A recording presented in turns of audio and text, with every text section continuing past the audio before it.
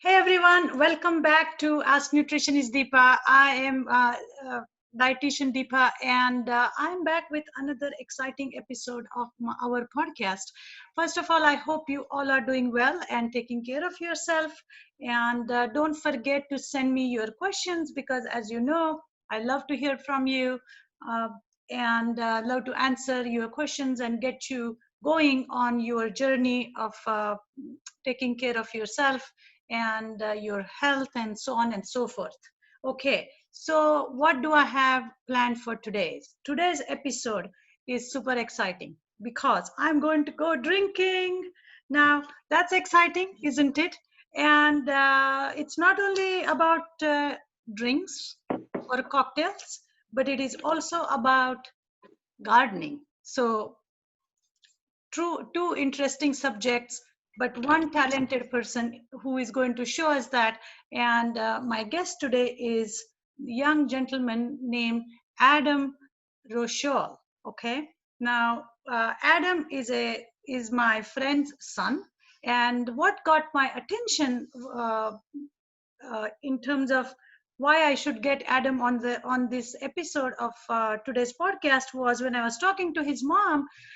She was telling me about how he's into gardening, and at the same time he makes this interesting, very how can I say, like gourmet cocktails, so on and so forth. So he's going to tell us his story. So Adam, welcome to Ask Nutritionist Deepa, and I'm going to introduce as an urban farmer, but more importantly, a mindful craft cocktail bartender. Now, how many times do we get a mindful bartender? But I happen to have found one, and he's going to uh, share a ancient cocktail recipe for us. So everybody, please stick around until the end. But Adam, welcome to the episode. Hey, thanks for having me. Pleasure to be here. Same here. So Adam, tell us who you are, what your background is, and tell us a little bit about this urban farming, what you do on that in that respect, and your night job as a bartender. Yeah, okay. So I went to school for political science, and then after college, I worked in politics uh, for about 5 years, working with different organizations. I ran a political consulting firm that dealt with campaign finance for about 5 years. And during that time, I started to get really interested in food insecurity issues. So my background had always kind of been in urban politics and like civil rights sort of things. And as many people know or may not know, there's a race issue that coincides with socioeconomic issues. So a lot of food insecurity issues are in communities of color, and they can be difficult to get resources to those communities um, to kind of prop them up or make them self-sufficient. So I started interning with a group called Grow House here in Denver, Colorado. GROWHAUS, Grow House. Okay. And they're a very cool group. They run a greenhouse in a food desert neighborhood, which, just for clarification, a food desert neighborhood means a neighborhood where there is no grocery store within like a 2-mile radius. So a lot of these neighborhoods in the city that are food deserts are also the poorest neighborhoods, and they're neighborhoods where you have a lot of single parents or not a lot of cars, like people can't afford cars. So 2 miles to have to get your groceries every day or every couple of days is quite a trip. So people end up eating out of like a 7-Eleven or whatever is close by, and you don't really get access to like fresh produce that way. That is, yeah. I mean, that is just amazing statistics. If you think about it, that even in, like, we have some areas of the city where we have excessive food, and then you have these food deserts, which is really, you know, I mean, I work in public health, I work in an underserved community, so I completely understand the issue there, or as a, you know, a barrier that Yeah. affects persons access to food. And when we end up eating wrong food, obviously poor health and, you know, poor self-esteem, so on and so forth. So listeners out there, Adam is a perfect example of not only identifying something that he saw was a problem, but is doing something about it. So Adam, tell us a little bit about how you are doing your job of gardening, you can say farming, or, you know, how are you spreading the message? Right. Okay. So yeah, working with Grow House, I learned about hydroponic farming there, and so I started getting interested in doing that in my own home, to kind of experiment and to show people how they could set up a system. And through that course of work, I actually switched from hydroponic to aquaponic farming. They're both soilless forms of growing that you can do indoors year round. You can start with very little systems. Even a system that sits on your countertop and grows herbs, you know, is one Wow. example of how how many people get started with it. But excuse me, you can also have full-scale farming operations like this. There's a tomato farm in Denver that grows hundreds of pounds of tomatoes a year. Wow, Yeah, that's amazing. So Adam, can you give us a tour? yeah, absolutely. Okay, so everybody, did you hear what Adam said, that we can, the both methods are without soil, and Yeah. you can grow stuff on your countertop.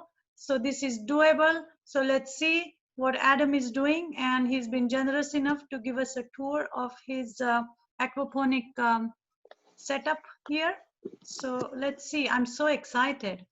Yeah, so aquaponics is basically a combination of hydroponic growing and aquaculture. Aquaculture is the raising of fish. So in this system, you're going to have a place for the plants to grow, a place for the fish to live. Now, with normal like fish tanks, if anybody out there is a fish tank, you know that you have to change the water every so often because fish waste is poisonous to fish over time. It builds ammonia and other bad things that the fish can't process through their gills. So when you add plants into the mix, the roots of the plants actually take that ammonia and turn it into a nitrate cycle where they can transfer that into nitrites and nitrates that they can then break down and use as fertilizer. So the plants, they clean the water, and then the water goes back into the fish tanks, and then the fish fertilize the water. So it's a nice little connected ecosystem. And all you have to do as the farmer is replace water that may get lost due to evaporation and to feed the fish.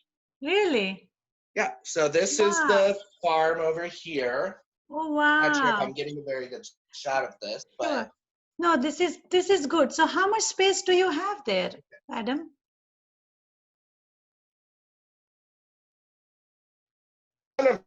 space, little room. Okay.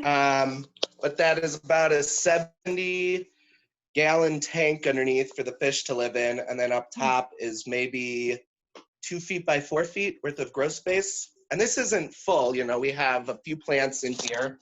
Oops, sorry. But there's definitely room for more. We have some empty pots that are not being used right now. A little baby pepper plant starting. We got some habanero peppers back here. We have a key lime tree that doesn't have any limes on it right now, unfortunately. Wow. By the way, guys, Adam lives in Denver. Denver, yeah. Yes. So here is, if you follow me over here. Yes. Down here is where all the fishies live. And they're hungry because I haven't fed them yet today, so we'll see. Oh, look at those fishies. So in a system like this, you can kind of farm out of both sides if you wanted to. I use goldfish and I don't eat them, obviously they're goldfish, but you could grow tilapia in a system like this, or Wow. crawfish, or so there are options to kind of get bounty out of both ends. I started with a smaller system, so I started with goldfish, and then when I got a bigger one, I couldn't part with the goldfish, so they just still exist. And it's kind of interesting because a lot of people think about goldfish like living a very short amount of time. You get one at the county Yes, fair and it lives in a bowl on your desk for a week and then it dies. But correct. if properly cared for, goldfish can actually live for 25 years and they can grow Wow. up to 24 inches long. That is amazing. So this is so exciting. So let's say you have a very newbie farmer, urban Hmm. farmer like me, and I have a small little countertop. And where should I start? Is there anything I can start? Maybe an herb or a simple plant? Uh, Give us like Yeah, 101. yeah, absolutely. You don't need to grow food in a system like this. You could grow, ornamental plants. Okay. But I think the easiest things are herbs and leafy Yes. greens. Okay. So kale, lettuce, chard, arugula is an easy one. And then herbs like basil, rosemary are all very easy to kind of propagate from seed and put into these systems.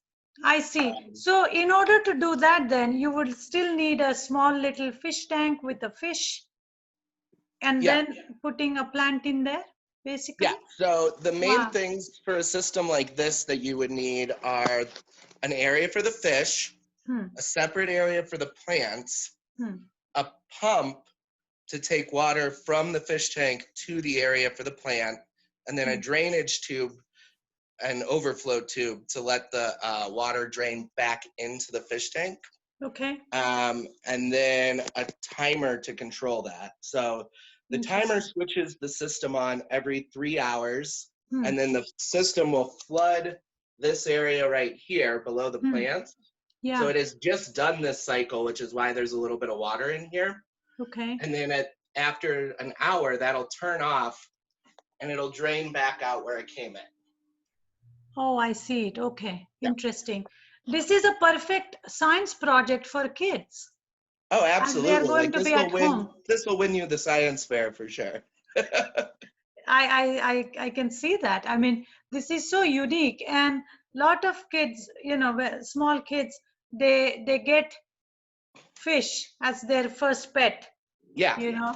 And if we could just increase the lifespan of a fish, like you said, because I have done that with my daughter. So, but this is a good way to, like I said, to improve the lifespan of the fish and Yeah. get this little one plant growing and kind of expand after that. So Yeah. this is perfect. um, Amazing how simple. And what kind of plants have you tried? What do you get out of it? I mean, what? I've tried all different sorts of things. I've grown zucchini in Wow. there. I've grown cucumbers, Hmm. tomatoes, Hmm. lots of different herbs and leafy greens. Hmm. But I've kind of gotten to peppers because it's a continual plant. Like if you Hmm. plant leafy greens, you got to constantly plant. You always have to have your babies ready to be put in the Correct. system when the Yeah. other ones get to an adult size and you can harvest them. Yes. With peppers, you just harvest the peppers and you prune the plant like a topiary, and it'll continue to produce peppers over time. So that's kind of where I stuck to. I like making hot sauces with them. Yes. I use them a lot in my cooking. Yes. But this setup is the sort of setup that um, can really solve a lot of food insecurity issues because it's year round. You don't need to rely on a food distribution network that is Correct. oftentimes lacking. Yeah. We That's we true. grow plenty of food in this country to feed everybody, but because of the supply chain, a lot of people are going hungry or not getting the nutrients that they need. That's true. You are so right. And I also feel that when we are involved in the growing or nurturing of a plant, we are more likely to try something new. So you know how most of the time parents say, "Oh, children don't. My child doesn't like this, doesn't like that." I always tell them that, "Hey, allow the child to pick a fruit or a vegetable of he or she likes. Get him involved, get him invested in it." So a project like aquaponics would be perfect to get kids involved, keep them busy, and actually see how food grows, because we are dealing with a real problem with access to food. I mean, uh, just imagine if COVID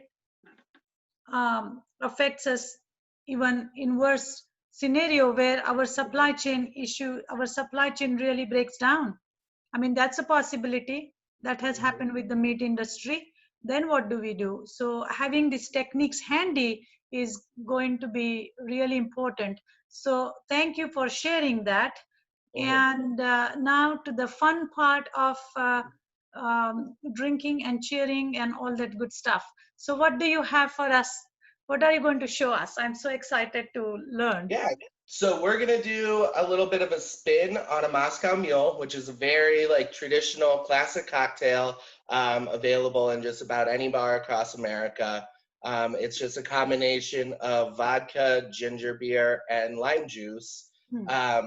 Ginger beer tends to be like really sugary, and a lot of times we'll have, instead of sugar, we'll actually have high fructose corn syrup in it, which in large quantities is just not good for you. You know, it's processed, it's super refined and everything.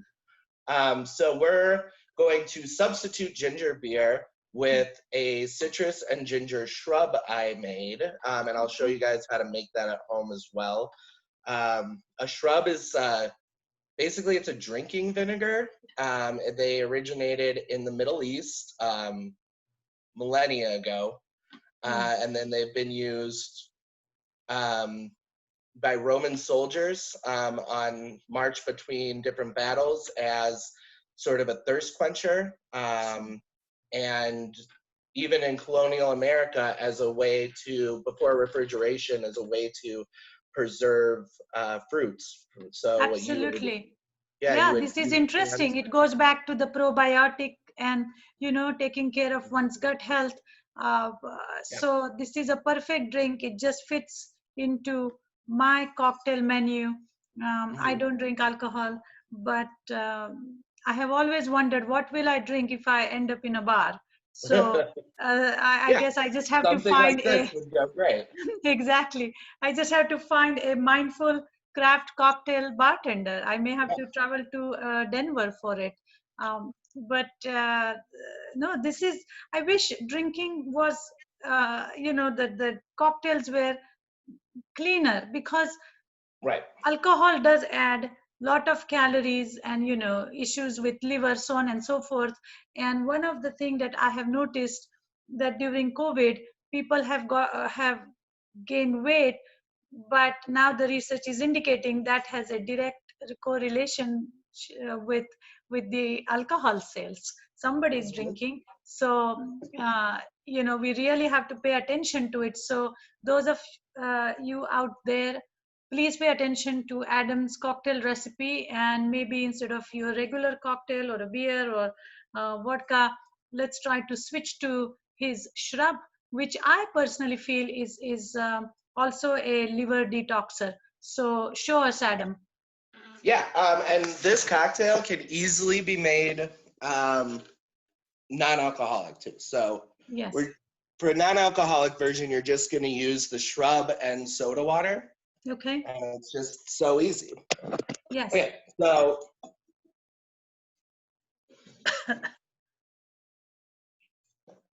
Meanwhile, I'll drink my water. so we need to get here a little bit of soda water. Hmm.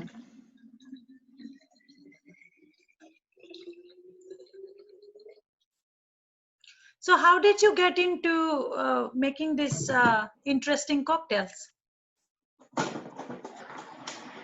This specific cocktail, I got book on shrubs, and I started reading about it. And it's just a simple mixture of fruit, sugar, and vinegar. And really, I was just kind of interested in seeing if I could get a beverage that tasted a little bit more natural into some of my cocktails, and kind of express more like fresh berry flavors or fresh herb flavors that I wanted to come through, instead of it being like, sometimes when you buy like the bottled stuff or sodas or things, they taste very like artificial. Sure. And I wanted it to play with some of the more natural elements in some alcohols that I use, that, you know, so it would taste more natural. Interesting. So, got our shrub right here.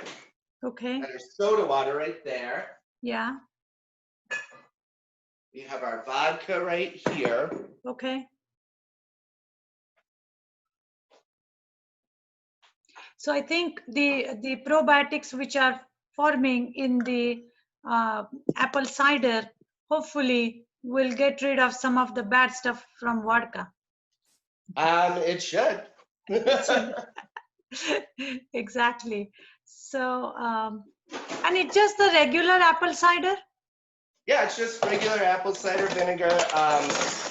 So you let this kind of ferment for a couple days, like on your countertop, and then you throw it in your fridge. And because of the heavy citrus content in it and the vinegar, it'll hold for up to a year in your fridge. Oh, wow. Yeah. I guess you can take a spoonful of it in the morning too. This is a much more pleasant way to get your apple cider vinegar than just a spoonful. I know a lot of my friends have tried that. I've tried it. I don't find it very pleasant. How about if I use it in a salad dressing? There you go, yeah. Well, like I said, you can drink this without the vodka too, and it's just a health drink. I pour myself a big glass of this after I am working in the yard, pulling weeds in my garden in the back, just so, you know, it helps replenish some of those electrolytes you might have lost. Yeah, like you said, it's good for your gut health. It's a good anti-inflammatory. Okay, so what we're gonna do right here, this is called a Lewis bag, and it's just a canvas bag with a mallet. And this is a good way to kind of give somebody, like if somebody comes to your home for a drink, to kind of give them a little bit of a special experience. Most of us don't have crushed ice at home, but we're gonna crush some ice right now for this drink, and it's very easy. We're just gonna whack it a little bit. Okay. You can get some of your energy out. What's that? I said you can get some of your energy out. Yeah, exactly. Some of your frustrations of the day, you know? Okay, so we got our crushed ice now. I'm gonna pour it into I'm gonna scoop it into the glass so I don't make a mess everywhere. Yeah. Now, do you think working in politics made you get into bartending? I think that one of the reasons I worked in politics was because I wanted to help people out, you know, like I wanted to make their lives a little better. And I've come to like have this focus around food, improving people's life through food, but it's not just about the nutrients that are in food, it's the communal activity, it's the emotional component to it. And there's something about hospitality. I mean, when you feed somebody or when you give them something that you make, like that's showing them respect, it's showing them love, it's showing them kindness that they might not have otherwise received that day. So it's just, I think that's just part of my spirit, maybe. Like I just like to, I just want to see people happy and help people. So this is, you know, it kind of fits in like that. Yeah. Okay, so then we're going to take a ½ ounce of our shrub. Okay. I'm going to pour that in there. 2 ounces of the vodka. Okay.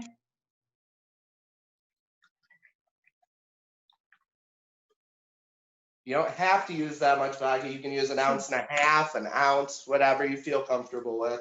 Depends on the day you are having. Exactly. And then we're going to just top it with soda water. Yeah.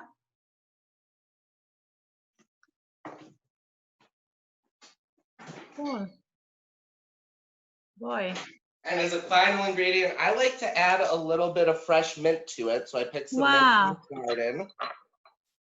And a nice little trick about mint. Next time you have some mint, smell it and then slap it and then smell it again. And you'll notice that when you slap it like that, it's gonna express all the oils, and it's really gonna be much mintier afterwards. So you wanna slap it, throw it in your cocktail, get a little of that mint going in there. Wow.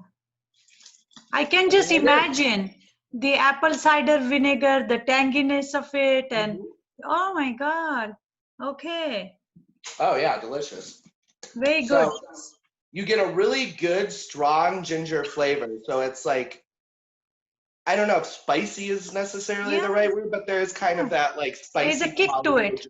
Yeah. So you get that in like your nose and the back of your mouth, and nice citrus notes. Usually this drink only has lime juice, but with our citrus shrub, we're using a little bit of orange, lime juice, and lemon juice. If you could get your hands on like some other kinds of citrus, like by all means try that.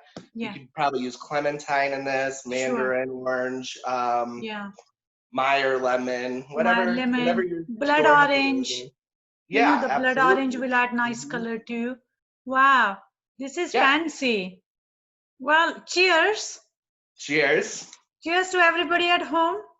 And you should have this recipe. I think I sent you the recipe for the shrub and for the cocktail, so you can list that below. Very easy to make. But those of us who are listening to us, can you verbalize the recipe? Can you tell us how much of each ingredient? Do you have it? So for this shrub, the way I made this is I took 2 big roots of ginger, a half of an orange, 3 limes, and 1 whole lemon. Wow. And I zested the peel of the lemon and the orange into sugar, half cup of sugar, and then peeled the citrus, and threw the peeled citrus and the whole ginger into a blender, blended it until it was pureed.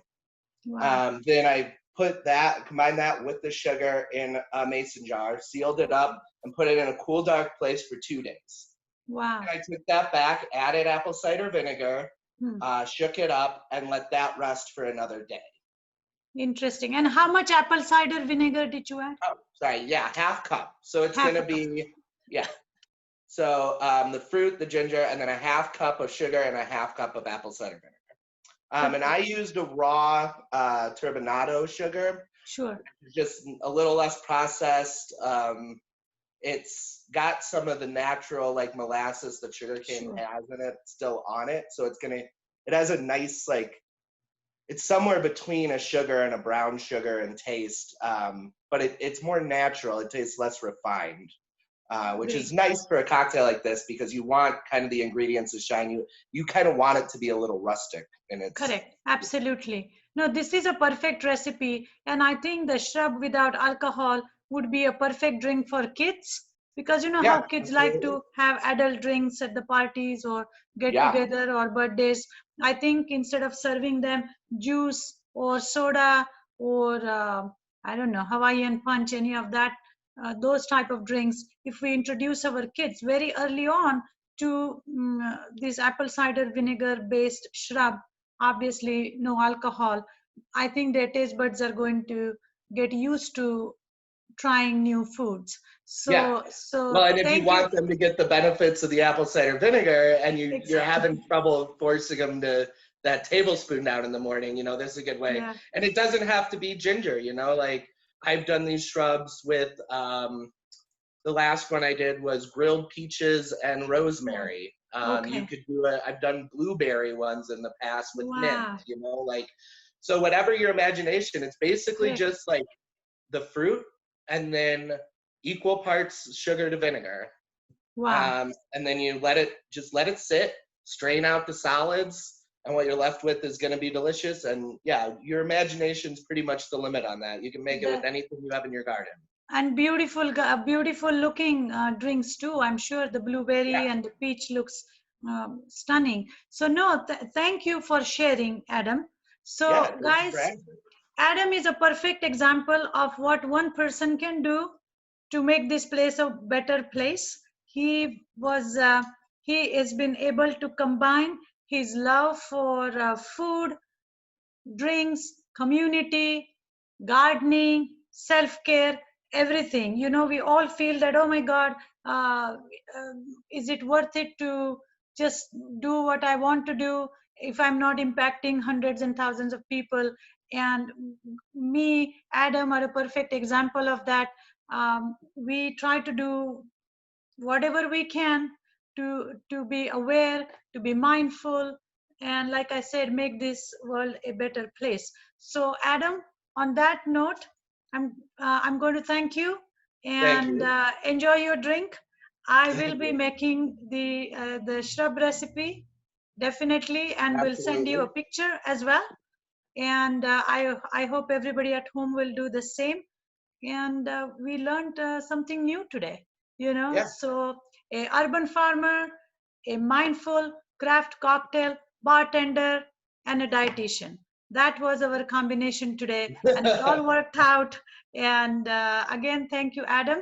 Oh, by Thank the you. way, well, where do people find you? Do you have Yeah, a social media presence? If anybody wants to have a question about cocktail, absolutely. yeah. You can find me on Instagram. I have 2 pages and they're full of tutorials on different things. So you can follow me at AR, like my initials, Adam Rocholl Farm 5280. 5280 is the elevation here in Denver.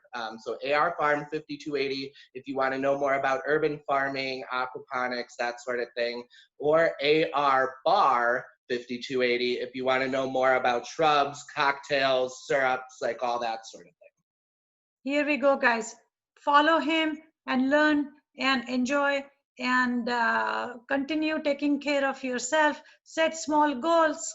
Uh, like we just learned something today. If you're going to drink just beer, don't do that. At least make a shrub, so you know it will be a better drink, and you will feel less guilty, and your body will thank you long term. So again, And your thank you. friends, when they come over, they're gonna be so They're going to be impressed. They're gonna want to impressed. know the recipe. You'll be the coolest kid on the That block. is correct. That is correct. That's added benefit as well. So thanks again for joining today's episode, and I will be back next week with something new. So thank you, and talk to you soon.